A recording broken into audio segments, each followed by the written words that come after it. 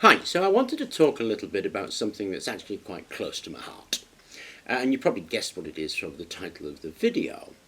Now, I've been running this channel for something like 8 or 9 years, and there's something like 160,000 subscribers, and I've probably had about 2 million posts, something round about that. And I did ages ago a video on guidelines for making posts onto the channel. And it's common sense stuff. Be polite, don't be aggressive, try not to troll. If you do that, be aware that it's moderated, you know, the kind of stuff.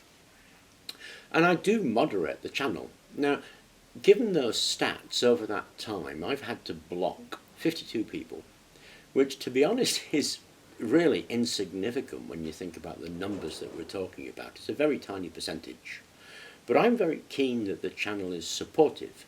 I'm keen that the channel actually encourages education, exploration, thinking about things. That's what the channel's all about, which is why I moderate the comments.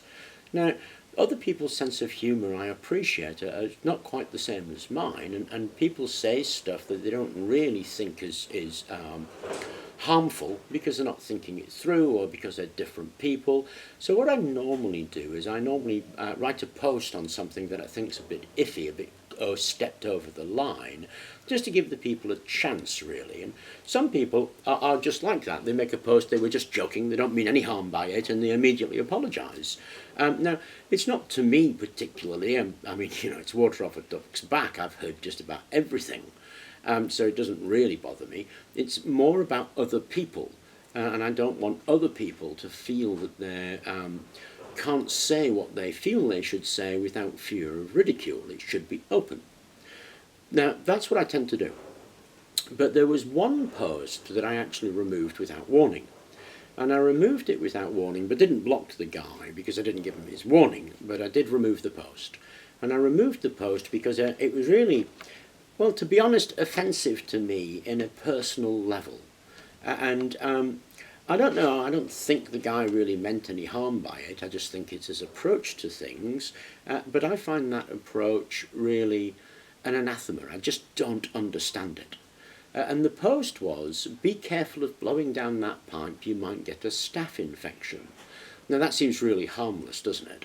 But actually when you look at that and start to think about that a little bit, and of course I think about these things, you start to realise there are two main things going on in that post. One, the guy's giving advice when he clearly doesn't understand what he's talking about. And two, he's just inculcating fear of doing something. Now, I'm just about 60 years old, and I've been working on this stuff probably since I was about 13 or 14, so something like 46 years. So it's not like I don't know what I'm doing. I have had a lot of experience in what I'm doing. And I was always taught that when you get a piece of metal, the first thing you do is clean it. Not because you want to be clean or anything, but because you'll damage what it is you're doing. Metals are very often stored with a thin coat of oil on them to protect them from oxidation and rust. So when you get it to the workshop, you give it a clean with a bit of IPA or a bit of acetone, just to remove that oil, really. Of course, metals are sold and they're very often covered in sticky labels, so they're covered in glue. So you're not going to be able to mark them, you're not going to be able to saw them properly, so you clean them. The first thing you do with a bit of metal before you begin work on it is give it a clean. Then obviously you mark it, you drill it, you saw it, you file it, you turn it in a lathe, and then when you've done all of that, you clean it again. So that piece of metal that I blew down, because it was an air engine actually, had in fact been cleaned twice and was probably cleaner than dinner at a restaurant. Now the guy clearly didn't know that. I'm assuming that the guy doesn't work with metal, because if he'd worked with metal, he would know that's what you do with metal. So that comment, to my mind, I mean, what I'm assuming here is that comment was based on ignorance. Making comments based on ignorance really is, it's annoying beyond belief. I don't mind people disagreeing with me. Plenty of people disagree with me, and plenty of people make suggestions that are far better than things I come up with. So I learn a lot from people by listening to what they're saying. But I do mind comments when they're based on ignorance. If a comment is ignorant, I get really quite upset by it. I don't like it at all. So while I'm making this video about informed comments, there's just one thing I want to point out actually. That's this chuck key here in the lathe. I get a lot of comments from people telling me not to put the chuck key in the lathe, and when I was at school that's exactly what they told me too. And then I get told about all these horrendous accidents that have ever happened. And like I say, in 46 years of working on lathes and working with people who have lathes, I've heard that story hundreds of times. Do you know how many people I've met who have that accident? None. I've never met anybody who has been injured by a flying chuck key. But I've met hundreds of people who told me that they know people who have been hit by flying chuck keys. Just don't understand. I suspect it's a modern myth. And I also suspect that there are going to be lots of people on the comments who are going to tell me about how a friend of theirs was hit by a flying chuck key. I'm sure they were. That's awesome. Thank you very much for that post. But I have never met anybody who has been hit by a flying chuck key. But that aside, you should not leave a chuck key in a chuck normally. That's very true. But that lathe actually has a mechanical lock on it. When that chuck key's in there, you can't turn that chuck. Because you can't turn that chuck, this is the guard, that guard won't close. When the guard won't close, there's a switch inside that prevents the lathe from being turned on. So we can't turn the chuck, we can't close the guard, and we can't turn the lathe on. The single safest place for that chuck key is in that chuck. Now, you don't know that.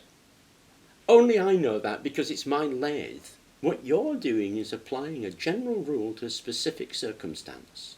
And that's okay. Usually that's not wrong.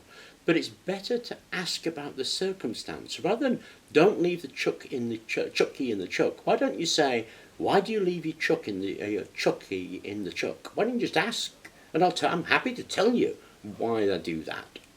But you're applying a general rule to a specific circumstance that is wrong.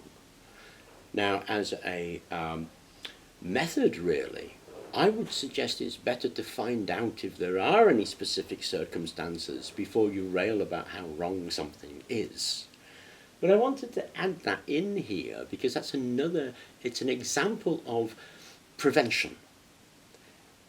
Just applying general rules without thinking it through, without finding out the specific circumstances. It's one of those things like fear that actually contributes to you holding people back. Now, I'm pretty sure that that's not the intent. I'm pretty sure there what people are thinking about is the safety of other folk, and that's a great thing. But it's always the case, I think, that when you apply general to the specific, you're wrong. You need to find out about the specific before you apply the general. But that seemed to fit in here, so I thought I would add it. The main thing, actually, that troubled me about it was the fear factor. And the guy didn't know anything about what had happened to that metal. And then he looked for danger. I mean, to be honest, the danger of a staph infection was next to nothing. He might have said, be careful blowing down it because you might get a metal splinter in your lip. That's far more likely than a staph infection from it. But obviously I'd cleaned that, I'd sanded it and smoothed it, because I knew I was going to blow down it, so there was no chance of a metal spell. But the guy could have warned of that. But he clearly was looking for something to warn us all about. Be careful, don't do it because you need to look out for that. And that is such a common story that you hear all of the time from people when you're doing something. Don't do it, be afraid, you need to watch out for this, you're better off not doing it because this danger may occur. And yes, it's true, danger may occur, but then that's life. Life is risk and danger. The minute you step out the door, a piece of aeroplane may well fall on you. Now, that's not a crazy thing. We have a lot of aeroplanes, lots of flight paths that de-ice themselves when they're up there, and that ice has been known to fall to the ground and damage cars. Now, I think nobody's actually been killed by that. I'm not 100% sure. But it's a real danger. The minute you step out the door, you're in danger all of the time. And we all know this. How many people walking across a bridge would have thought that somebody would drive on the pavement? Danger is around us all of the time. You can't escape it. But you can mitigate against it with experience and with taking care. That you can do. But you shouldn't be afraid of doing something. You shouldn't do something just because of the fear involved in it. That's what really gets me. is that so often we're told not to do something, we're told to be afraid of doing it. And we are afraid of doing it. And when we're afraid of doing it, we don't do it. And I think that's wrong. I don't think that you should be blasé about stuff. I think you should inform yourself of the dangers and mitigate against them. But I don't think you should let that fear stop you from doing anything. And when somebody comes up and is fear-mongering out of ignorance, then it is a surefire way of really upsetting me. And because of that, that's why I removed the video. I removed the comment. Hopefully the guy won't make any more comments like that, and I won't have to remove any more. But he's not a bad lad. He's a nice fella. He's usually very supportive of people, and he makes great comments, and you know.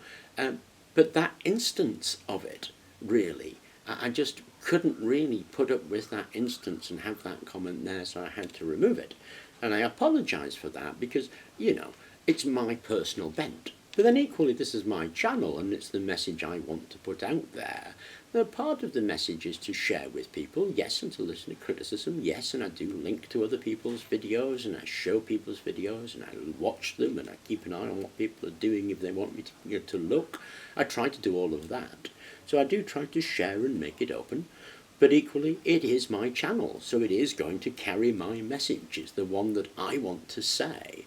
Now, there is always a line with these things, and that guy crossed that line with that comment. I think, to sum up really, that you should try things. You should try to mitigate your chances of injury, for certain.